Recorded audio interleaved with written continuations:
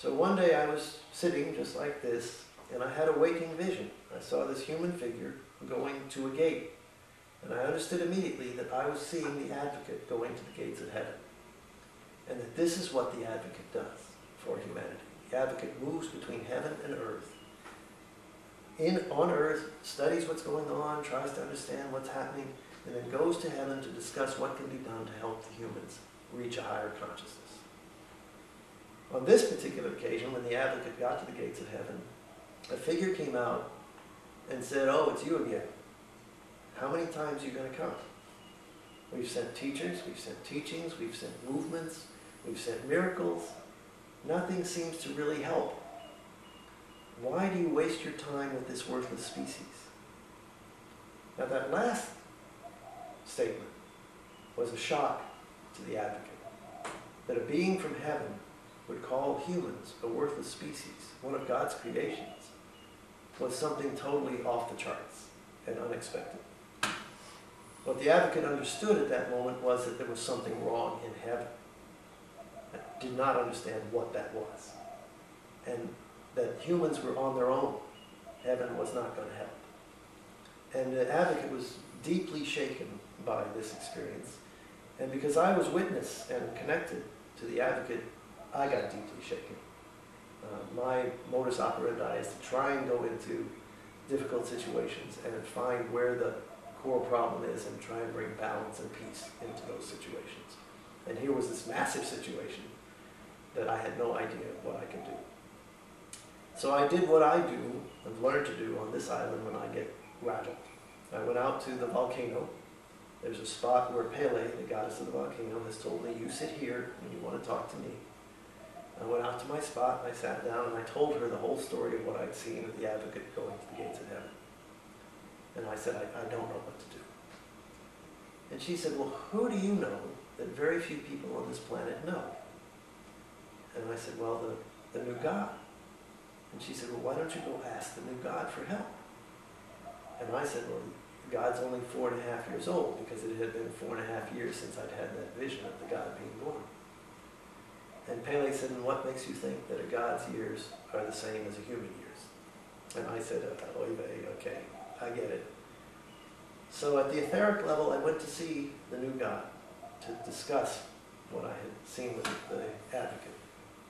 And all these ascended masters showed up to participate in the discussion.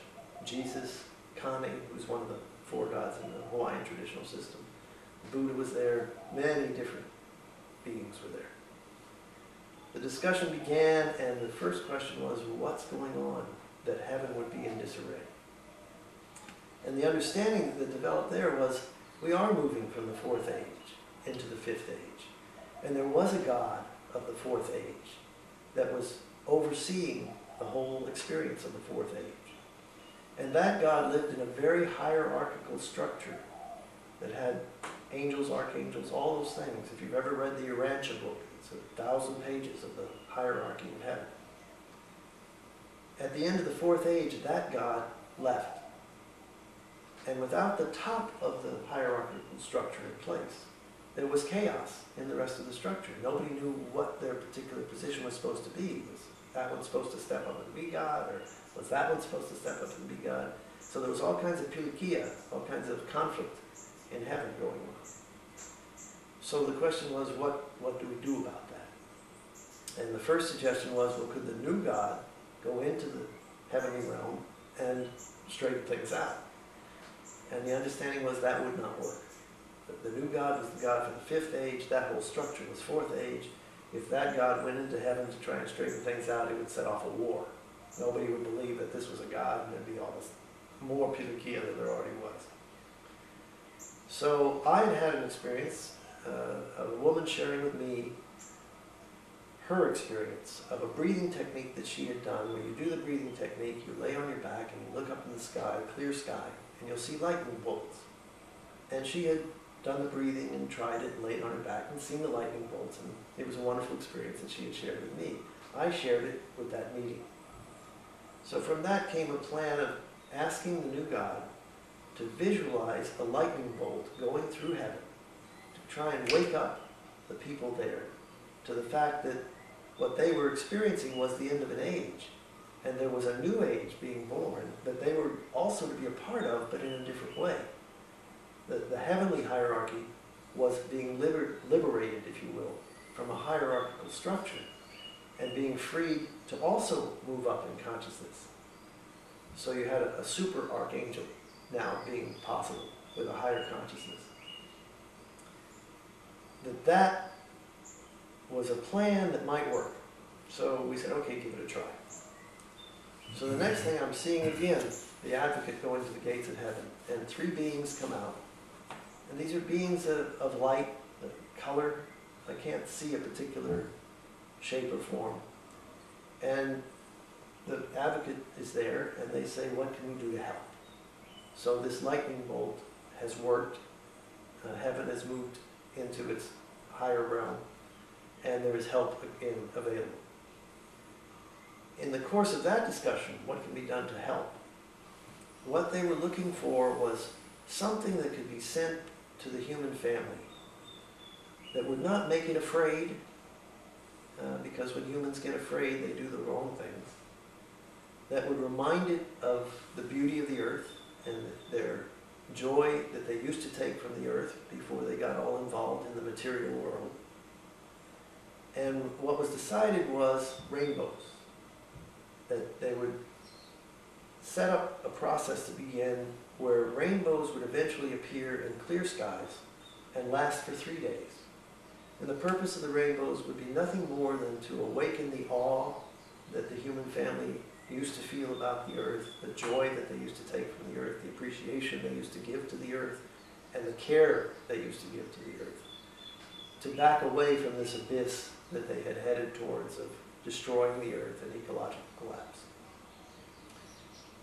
The difference this time would be, it would be up to the humans to actually do this.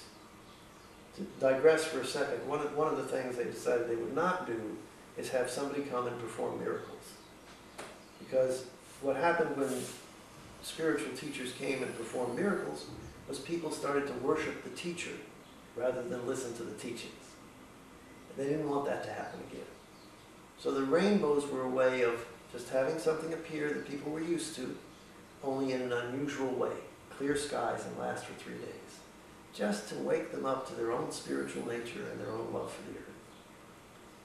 The way it was to happen, however, is that the humans would have to ask for the rainbows to come. Underneath the rainbows, the prayer that's actually being put out is for peace and reconciliation within the human family, and peace and reconciliation between the human family and the rest of the natural world, including the whole universe. Because the negative energies generated here on Earth have affected the rest of the universe. So we are now moving into that era where we will be cleaning up our own mess. And part of it is to call for rainbows. There is a Hawaiian chant for calling rainbows that had been shared with me by a teacher. And I then adopted the practice of doing this rainbow chant every day to ask for the rainbows to appear. What we hope is more and more people will start asking for the rainbows to appear. Take a moment in the day, as much time as you can set aside. Put yourself in a sacred space. Ask for the rainbows to appear. Say the prayer for peace and reconciliation within the human family and between the human family and the rest of the natural world. And when we reach a critical mass of humans asking for these rainbows, the rainbows will appear. I've already had the experience of doing the rainbow chant and having a rainbow appear. It would be a rainbow that might last 45 minutes or an hour in some cases, but not for 3 days, and not in clear skies for 3 days. So we need a lot more help. We need millions of people asking for the rainbows to appear. A little later in this, I will actually teach you the rainbow chant. But this is one part of a much bigger picture. There are people all over the world bringing in teachings, bringing in guidance, bringing in practices. This is one contribution that I can make because it came through my life. And I'm going to pause there and we'll do some more of it.